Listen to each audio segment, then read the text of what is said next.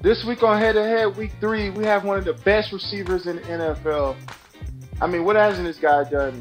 All-American, Blitnikoff winner, Pro Bowler, Super Bowl champion, NFL leader in Yak, Golden Tate. Man. What's up, Mike B? Man, I appreciate you having me on and the nice words. Thank you.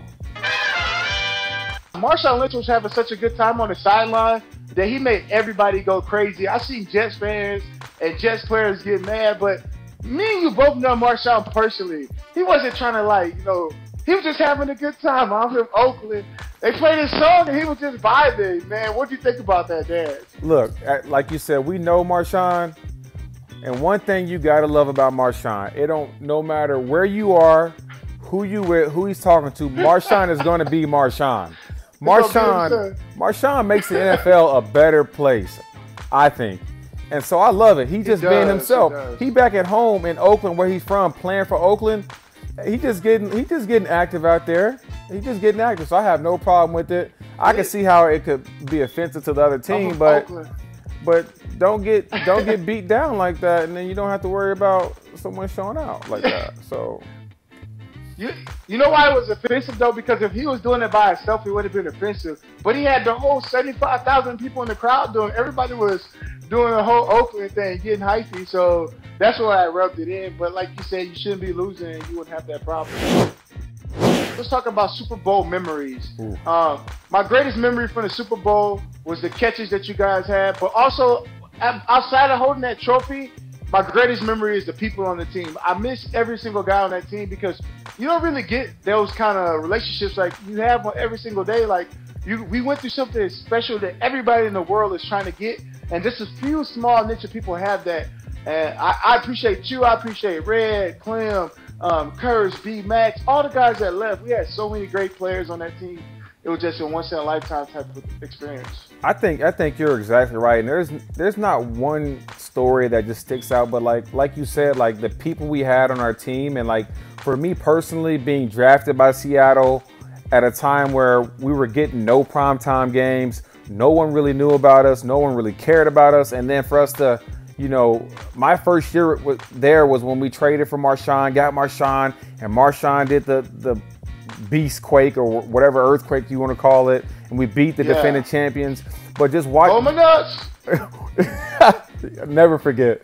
But just watching like that team grow, like watching myself, Earl Thomas, Cam Chancellor, Wagner, KJ Wright, just watching everyone grow to be the champions and be considered the best football team in the world. That's special. And like you said, like the relationships we had in there are second to none, and that's something I'll always cherish and love. Like, I mean, I genuinely think we all loved each other in that locker room for the most part.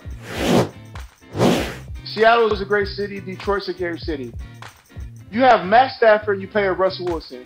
Russell Wilson is known for his escapability, but not a lot of people understand that Matt Stafford can escape.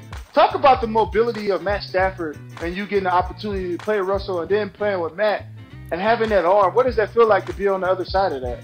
I would say Russell and Staff are both really good quarterbacks, and I've been fortunate enough to be with two really good quarterbacks because I've seen guys in the league go from a really bad quarterback and not do too much and then get a good quarterback and ball out, and I've seen it the other way around. So I'm appreciative to have been played with two good quarterbacks. I would say obviously Russell can make things happen with his feet. That's no secret. But I love the passes that Stafford throws. I mean, there's times where I'll feel like I'm covered and he'll throw me open, but by placing it high, low, or outside. And the ball gets on you quick, which is one thing I had to get used to real quick, is that that he can sling it. I mean, this guy be on the run and he'll air it on a rope 60 yards, and make it look easy. It's like a glitch in Madden or something. So, I mean, but like I said, both great quarterbacks, and I've been fortunate enough to play with both of them. Speaking of Matt, when he just got that big deal, which was $92 million guaranteed, that was basketball money. Did he take everybody on the team out to eat, or did he kept the money to himself? I'm hoping he at least took your guys out to have some Wagyu steak, maybe some hamachi kama, some expensive food. Did that happen? Hey, we went up. Him and his wife invited a bunch of us, a bunch of couples, a bunch of guys out to dinner. We went to Hyde Park, which is a nice steak restaurant, and we had the back room, and we ordered whatever we wanted, guilt-free, which was amazing. It was. I like the guilt-free part. Oh yeah, it was later in the week, so we had a glass of wine or a couple bottles to enjoy it. So it was nice, and we came out and won. So that was always good. So we enjoyed it. But you know what? Guys like Matt, they deserve to get paid. Guys who have talent, who are in the community, who are good people, who work hard. You love to see guys get paid like that. Everybody's talking about the Falcons offense, how they have some of the best receivers in the game and one of the most potent offenses. But if you look at your guys' offense, you have Ebron, Marvin Jones, Abdullah, Phil Reddick, and Matt Stafford. This is one of the best offenses in the NFL. And you've seen what you guys did last week. What makes you guys so unique? You know, I think with the guys you just listed on top of, obviously one of the best quarterbacks in the league, I believe, I think that gives us a real nice chance.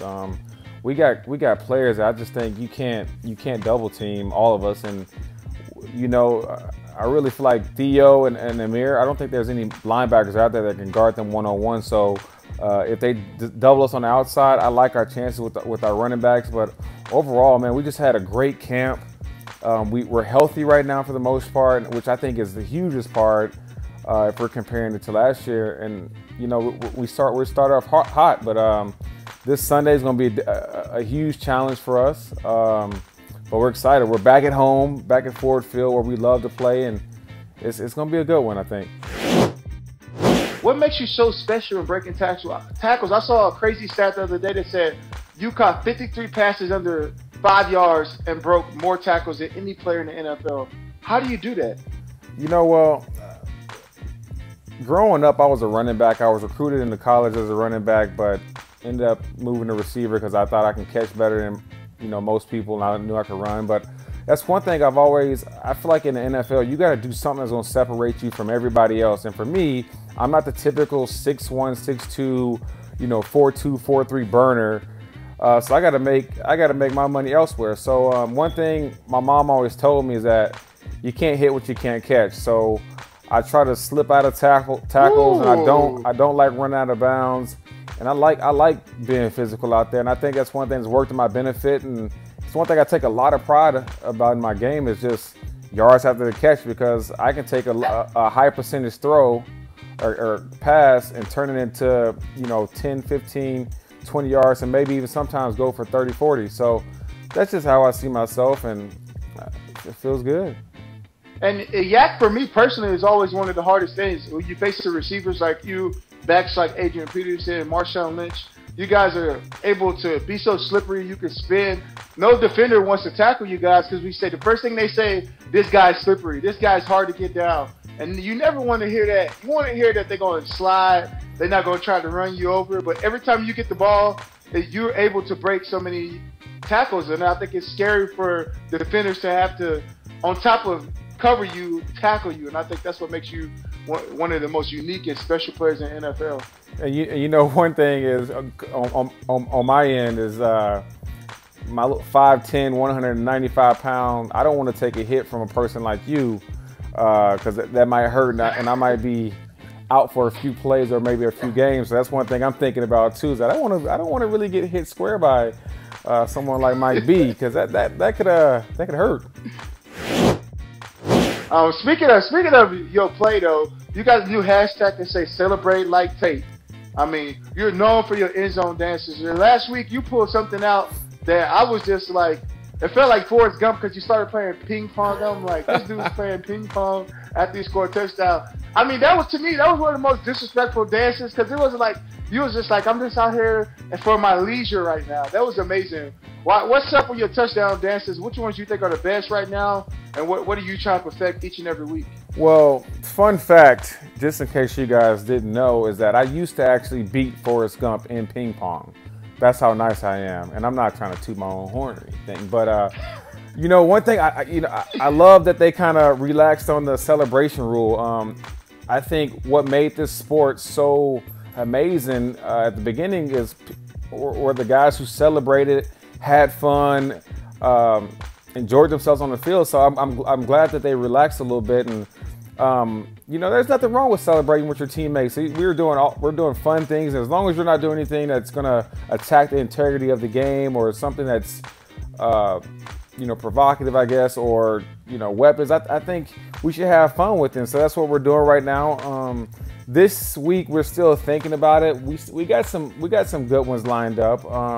You know, we got the Winter Olympics coming up, so maybe we'll bust out something like that. But you know, who knows? We don't want to. The skis be out there. Yeah, we don't have it set in stone yet, but there should be something good, you know, coming up. Kevin Durant's fake Twitter account. I kind of like it if you don't get caught. Because we all know about people clapping at you on social media. And we all read it at some point. We all get tired of it. But you can't get caught. Like, you can clap back. No, yeah.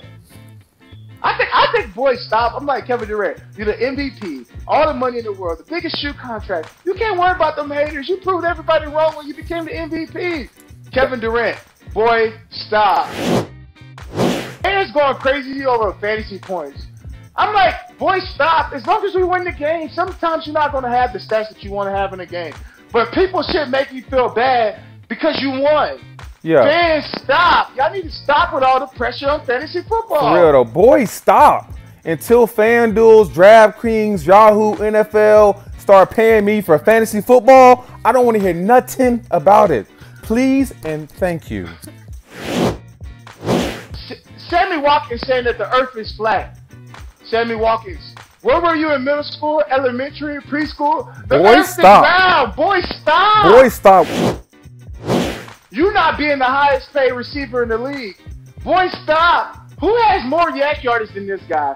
Who catches the ball in the tougher situations than this guy? Who blocks better than this guy? Boy, stop. I'm with you right there. Boy, stop. Why didn't they just pay the man? Let me eat. Let me be great, world. Let me be great. Thursday night football. I'm like, boy, stop. Thursday night. Let me tell you. I haven't recovered from Sunday. How am I supposed to play on Thursday? And Thursday hurt. Every hit on Thursday hurts worse than it hits on Sunday. NFL, boy, stop. You're not going to pay me for a double on Thursdays. I don't want to do it. Boy, stop. Now, we don't get a lot of primetime games, and I love playing on primetime TV because that's when Showtime usually comes out. So I like playing, being the only game out. I just wish it wasn't so close together. So I'm kind of like, boys. It was us, huh? Yeah, I'm kind of halfway in between right there. What about the color rush jerseys? Are you boys stop? Because some teams, the color rush is fire. I'm like, I agree with that. But then other teams, I'm like, boy, stop. Just use your other red. Just use your regular uniform if you don't wear that BS. Some of the all green, lime green uniforms, red, high red, high yellow. Like, I don't even like our uniform. Boy, stop. I hate the action green. Yeah, I got to go boy stop because some of them look like PAL football jerseys out there. Ours, on the other hand, I like ours. Ours are fire. So I mess with ours. So boy stop to people who doing this crazy stuff. And like for us, let's ride. You love Notre Dame. You played there. You guys got a game this week against MSU. What is your favorite memory from being at Notre Dame? Man, I have some great memories. I would say definitely it's appropriate this week. It was when I scored on them one time and I jumped into the band, but no one in the band caught me, so I kind of landed on all types of plastic chairs, so I got no love from them, but I scored. So, and we know you love golf. A lot of people say that Tony Romo is the best golfer in the NFL. They say Aaron Rodgers, Patrick Peterson, and you. Who do you think is the best golfer in the NFL? Ooh, the best golfer in the NFL. You know what? Brian Urlacher is a stick. I know he's retired, but he's real nice. Urlacher? Yeah, his big buff tail be smacking that ball too. That was. I would also say Adam Thielen from Minnesota receiver. He's a stick. I played with him in Lake Tahoe. But you know what? I haven't played. Oh, dang, I was expecting those guys. Right, but I don't know who the best. I've heard stories about Aaron, and he did well in Lake Tahoe. So I definitely say he's up there. I know they know you're a great player, but off the field, what don't they know about you?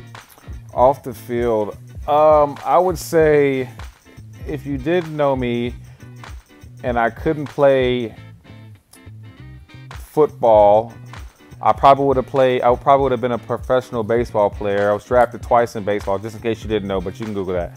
But if I couldn't play, I saw that. If I couldn't play any of those sports, I would probably be a professional fisherman, because fishing was like one of my first loves after baseball.